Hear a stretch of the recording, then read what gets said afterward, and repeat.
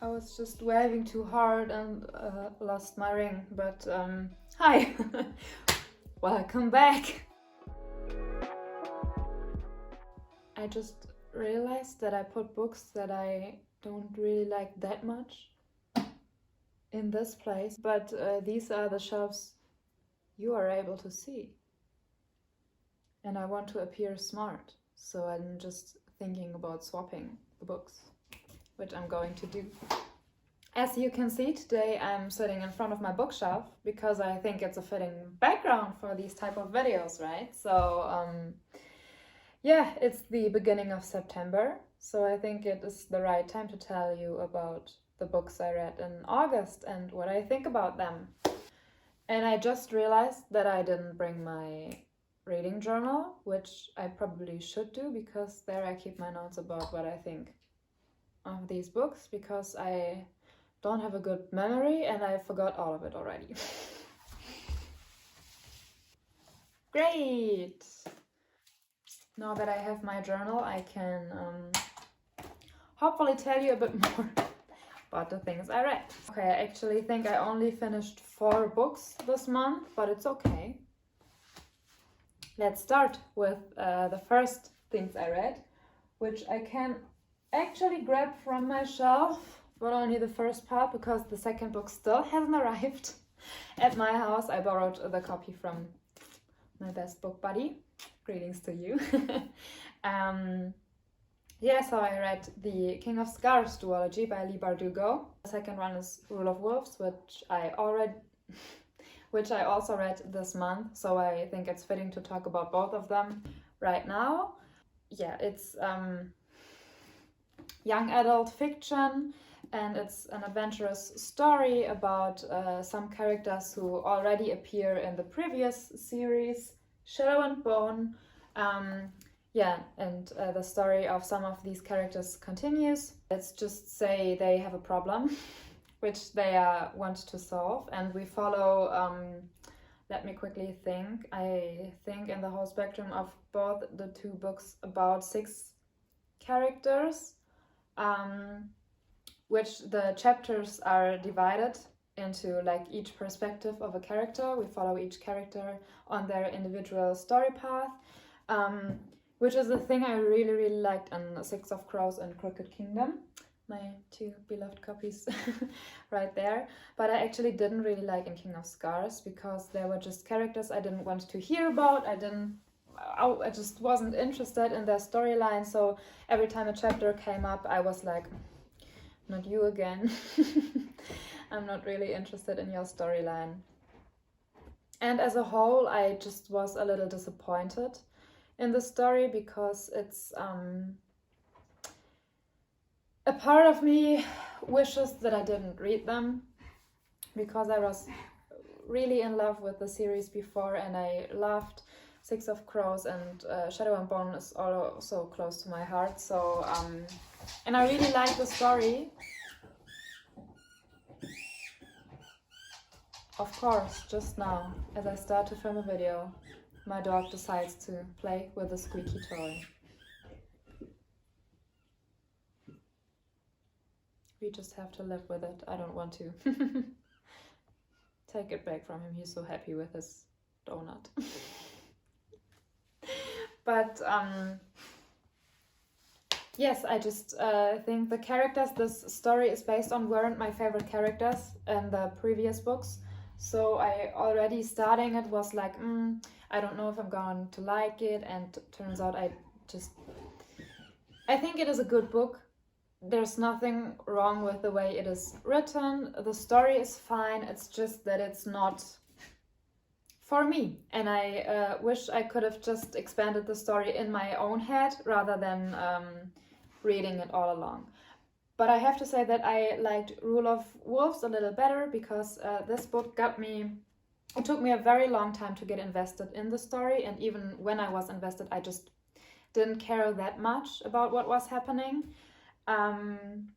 Yeah, but overall, I think you do you. You have to decide if you want to read it or not. I wouldn't have listened to anyone who would have told me not to read these books. I still would have read them. But yes, if you have read them, I'm very excited to hear what you are thinking, because I think many people really like these books as well.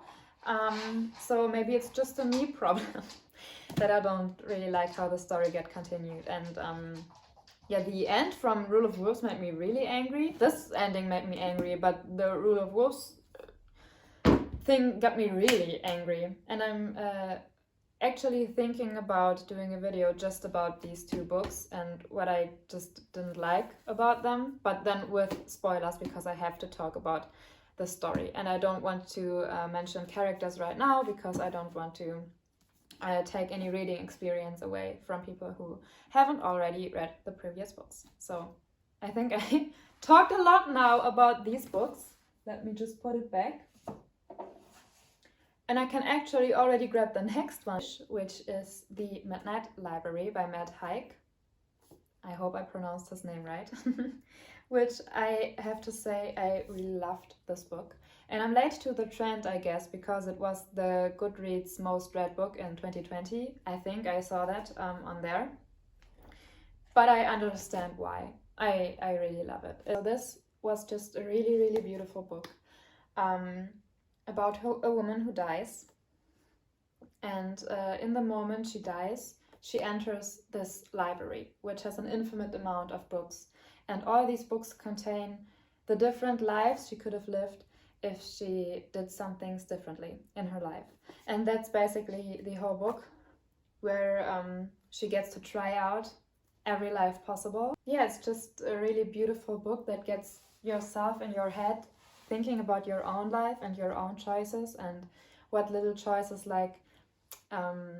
did with your whole life, how every little thing you did led to another thing happening, and if you would have done something differently, you would have ended up with a completely different life and completely different people surrounding you. So yeah, it was very nice to read. I really like that the chapters are quite short. So I think it's the perfect book. I mean, it's in general a very, really short book, so you would be able to read it in one sitting. But I think it's also very practical to take on the subway with you, on the train, because the chapters are just so short that you don't have to be afraid that you are going to be stuck in the middle of a page with no ending in sight. And I personally hate that.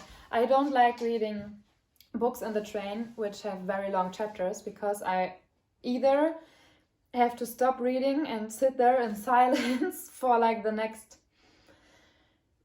10 minutes, because I'm afraid I won't be able to finish the next chapter before I have to get out of the train, or I just read and nearly miss my train station because I'm still in the middle of a page somewhere, which won't happen with this book because the chapters are just so short.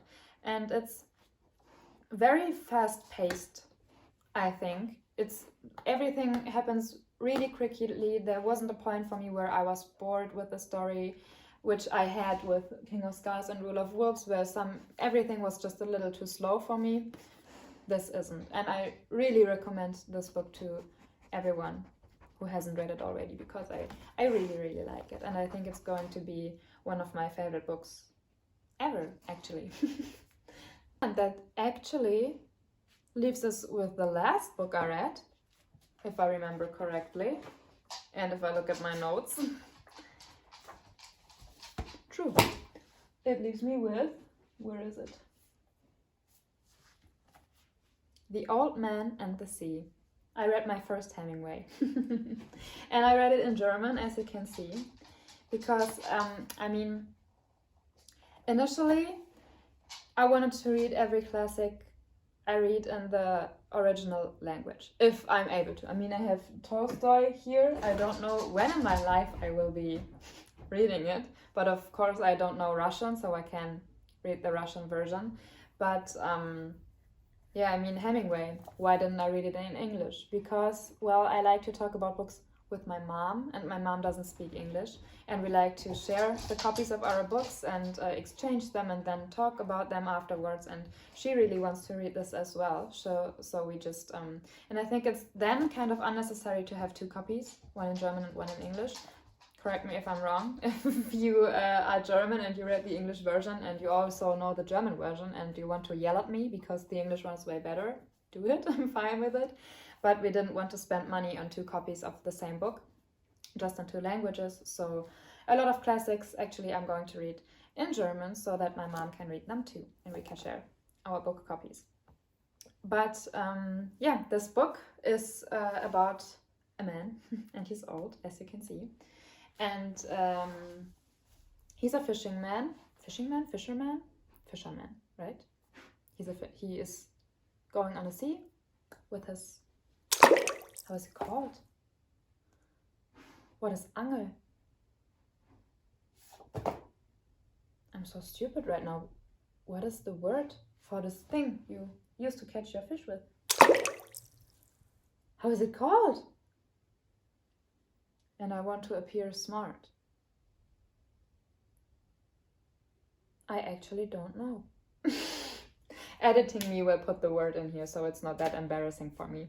But yeah, it's about an old man who goes fishing for a job, and he wasn't really lucky with catching fish lately. He has been a lot of days without anything, so he is really desperate to catch some fish again, and he decides to just go really far onto the sea, so far like no one else does.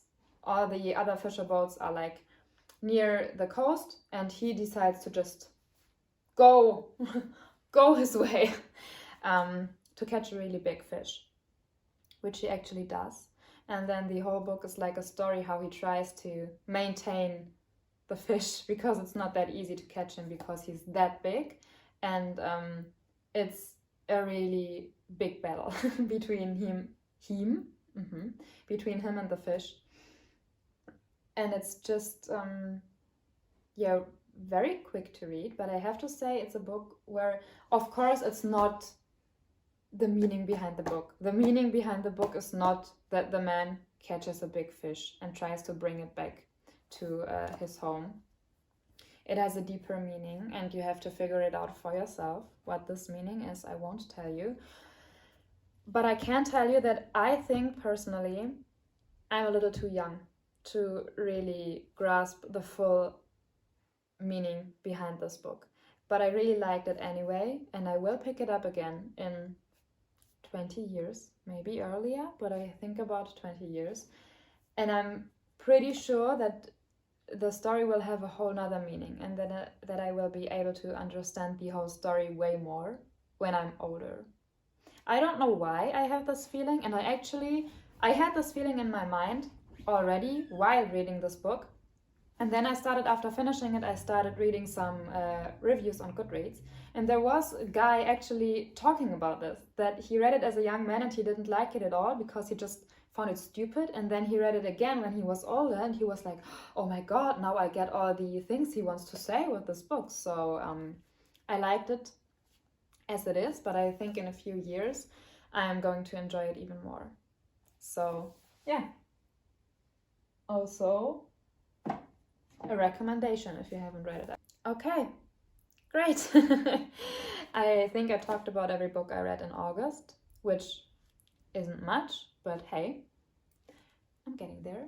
I'm also reading some books for a very long time, and I wanted to finish them in August, but I didn't, which are Pride and Prejudice by Jane Austen and Gone with the Wind by Margaret Mitchell. I'm just suffering my way through these books because I always read them and then I'm not in the mood for them and want to read something else, so I start reading something else, and these are just chilling on my nightstand table, waiting to be read through. But keep this in mind. Hopefully in my, at least what I read in the December video, I will talk about Pride and Prejudice and Gone with the Wind, because hopefully I will finish reading them by then. So I'm excited about the books I'm going to read in September. I'm excited to tell you in a month about the books I read. But yeah, maybe I will sprinkle in another video here and there if I manage to do it. But for now, thank you very much for watching. I hope you enjoyed it. If you have book recommendations for me, please leave them in the comment section. If you have read any of the books I mentioned and you want to share your opinion about them, very glad to get to hear your opinion. And yes, I think that's all I have to say. Have a great rest of your day, and